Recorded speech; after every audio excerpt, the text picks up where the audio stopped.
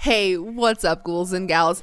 Today we are in the midst of Cult Horror Movie Week here on the channel, and today we are doing a full movie review, deep dive of Bad Dreams from 1988. This film often gets compared to A Nightmare on Elm Street 3 Dream Warriors, my personal favorite in the series. But I'm going to unpack all of that and more today. If you enjoyed this video, please go ahead and give it a thumbs up, subscribe for more, check out all of my links down below if you'd like to see any more of me or support the channel any further. If you would like more movie reviews based on cults, cult horror movies, check out my last video where I have 10 movie recommendations. But anyways, let's get into Bad Dreams from 1988.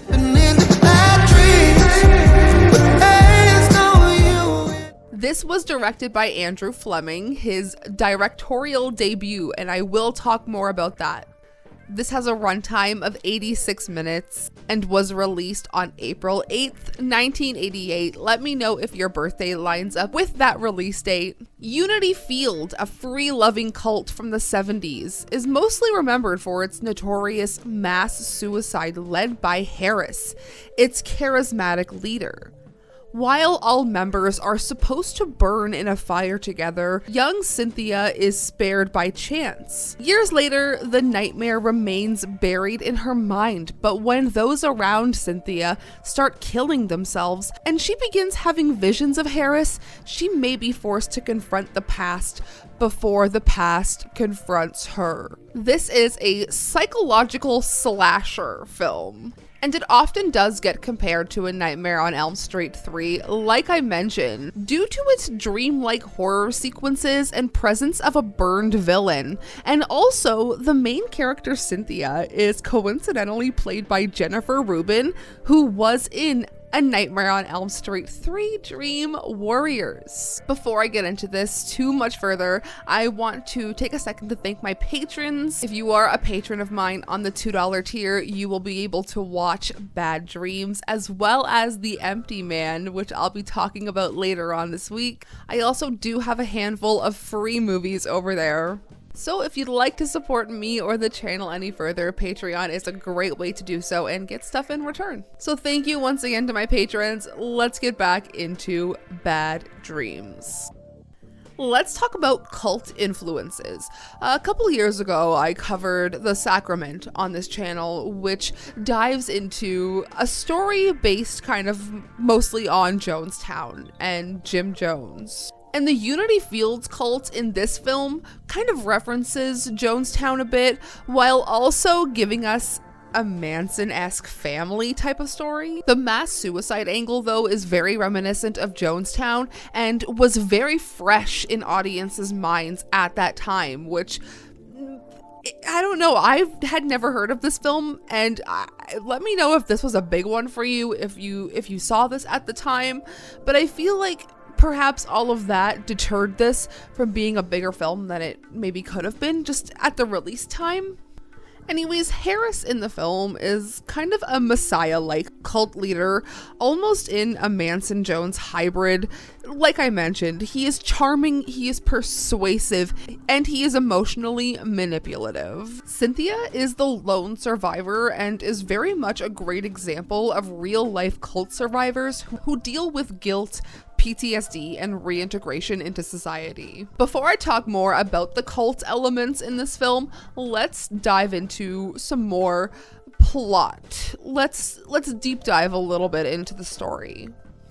As I mentioned, the film follows Cynthia, the sole survivor of a 70s cult called Unity Fields, led by the charismatic but very creepy and unsettling Harris. The cult met their gruesome end in a mass suicide fire, which we do see, and it is incredibly distressing, and I will not be showing that here. But Cynthia miraculously survives, and she fell into a coma for over a decade. I'm gonna kind of get more in depth in my relation to that kind of theme later on in this video, but moving on, when she wakes up in a psychiatric hospital in the 80s, she struggles with her memory and reintegrating into the world outside of Unity Fields.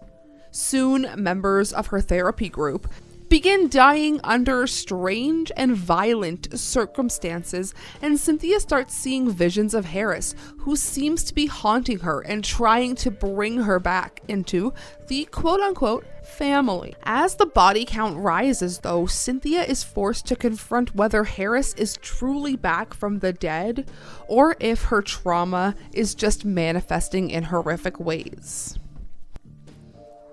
This year, I will be 10 years sober. I am a recovering addict. I was a fentanyl addict, and I talk about that openly because I want people to know that you're not alone in dealing with this kind of situation, and you can prevail and get out on the other side. Immediately after I was trying to begin my years of sobriety, I was diagnosed with cancer, and I am now 9 years cancer-free. So those two things lined up in a crazy way that actually saved my life, because I feel like if I didn't have that diagnosis that really woke me up, who knows what would have happened. But I'm saying that because the losing out on 10 years as Cynthia as a character, I relate to very seriously, because I feel like I lost years of my life and I'm trying to regain that now, and it just, watching that, I felt like I was not in a cult but I was in a situation that I felt like I couldn't escape from, and the reoccurring dreams, the nightmares, the visions, the flashbacks, it all relates so much to someone who is in addiction recovery, and that is something I'm going to talk about a little later in this video. But speaking of trauma manifesting, this film, while compared to A Nightmare on Elm Street, and we will get to that, ultimately focuses on the horror within a cult and survivor trauma. Cynthia's journey is about deprogramming her memories and past, but Harris haunts her like an abuser who won't let go. The film suggests that trauma can manifest as hallucinations, putting us in Cynthia's shoes to think about Harris either being back from the dead, or is her mind just punishing her for simply surviving. And in saying that, I put that in there because that's how I feel. I kind of felt like for the longest time, and still do, that my mind is punishing me for the things that I went through and things that I did in my past. And I feel like I still wake up having very specific nightmares, and that just made me relate to Cynthia that much more. The therapy Cynthia undergoes feels like a little gaslighty, and it adds on to Cynthia's paranoia, making her question reality rather than helping her actually heal. There is a parallel, like I said, between Cynthia's struggle and addiction. The psychiatric hospital and the group setting, Harris acting like an addiction himself, calling Cynthia back to a familiar pain and control of Unity Fields. But Cynthia's struggles mirror real-life trauma survivors who could be more vulnerable to relapsing into abusive relationships or situations, or possibly ideologies. Alright, enough with that kind of stuff. I just kind of wanted to tie that into this whole breakdown because I really did feel for Cynthia's character in the film. It just made me see a little piece of myself in a movie. And that is one thing I love about films. I always say to you guys, the movie that really ultimately made me get sober was Requiem for a Dream. And I will never watch that movie ever again, but I will have to thank Darren Aronofsky for making that film, because it really did cause me such a visceral reaction that made me want to stop using. Anyways, I digress. Let's get into the comparisons to A Nightmare on Elm Street, because this was so fun to research. Nightmare on Elm Street 3 Dream Warriors is one of my favorite horror films, I would say, of all time. You never get a third movie in a franchise that feels so fun and fresh and new and quotable, while still remaining true to the series. But Bad Dreams came out in 1988, a year after Dream Warriors, which both films, like I mentioned, Jennifer Rubin stars in. This was the peak of A Nightmare on Elm Street ripoffs as well, and while this is not a direct ripoff, it does have some more similarities. Harris and Freddy are both burned and ghostly figures, tormenting a traumatized protagonist. However, Richard Lynch, who plays Harris, used his own facial scars to his advantage.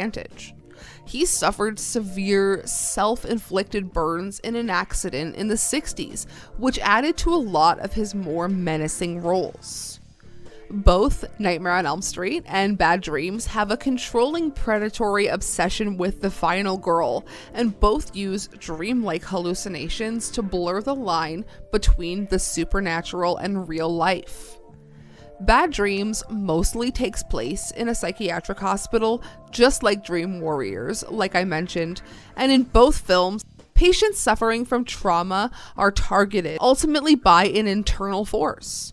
This makes each death look like a suicide. In Dream Warriors, Jennifer Rubin plays Taryn, a tough badass in drug recovery. She also has dream fighting abilities. In both films, though, she goes from victim to survivor, even though Bad Dreams makes her out to be an unreliable narrator. Despite the similarities, though, Bad Dreams leans into more of a psychological horror instead of Elm Street's dream logic. Before we get into a little bit of fun facts or, wrap up the video a little more, I want to talk about specific characters, specifically Cynthia and Harris in this film.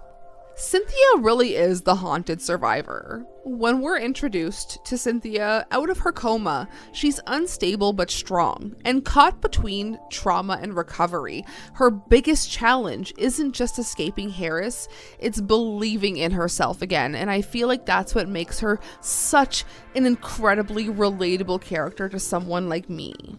Harris's real name is Franklin Harris, let's be clear here, and he is the cult leader played by Richard Lynch, like I've mentioned. He's the mix of Jim Jones, Freddy Krueger, a dead but not gone manipulator, and instead of dream logic like Freddy, he preys on Cynthia's guilt and trauma, making the film lead toward more of the psychological horror side. His burned look serves as a double meaning, punishment for his sins, and a visual metaphor for trauma never fading. So someone that I really haven't talked about much in this film is the psychiatrist. He really does make you feel a little gaslit through the film. Dr. Alex Carmen, played by Bruce Abbott. Is he the sane voice? I don't know. Seems like a good guy, but he represents how institutions often fail trauma victims. Like Dr. Sims in Dream Warriors, he downplays the supernatural elements until it's too late. And that happens in horror films a lot, where we are dealing with themes of perhaps mental illness or recovery, and I just hate feeling gaslit by a movie. Speaking of, have you guys seen Unsane by Steven Soderbergh? That movie is one set in a, I believe, psychiatric hospital that does make you feel gaslit. But very quickly, let's just talk about the other patients in the facility that Cynthia is in during the film. The other patients dying one by one isn't just reinforcing the slasher trope, it mirrors how trauma survivors lose a part of themselves during recovery. Like I kind of mentioned with my own story in the beginning, it really does. When you have to heal a part of you that you feel was kind of taken away, it does feel like you're just trying to find that missing piece again, and I don't know. Horror movies truly did help a lot in my recovery, if you couldn't tell. Very cathartic experiences. But each patient represents a different aspect of mental illness or trauma that backs up the psychological horror aspects, and that's kind of why I referred to this as a psychological slasher in the beginning. So this was actually director Andrew Fleming's first feature film. He later directed The Craft, a channel favorite here, from 1996, another film dealing with trauma and supernatural elements and even group dynamics. The original cut of Bad Dreams was to lean more into the psychological elements. However, the studio, of course, had to butt in, and they wanted more gore. They wanted it to be more relatable to a Nightmare on Elm Street fans. And that's kind of why I posed the question, do you think that it was released at a bad time because of the two films overlapping and with such specific themes, same actress, and kind of a very specific role? I don't know. I wouldn't say Nightmare on Elm Street is a cult film, like dealing with cults by any means, but I feel like they did take certain themes and you can cross over certain themes and things with both films. And for Chucky fans, we are actually currently, as I'm filming this, watching Doc of Chucky on Shudder.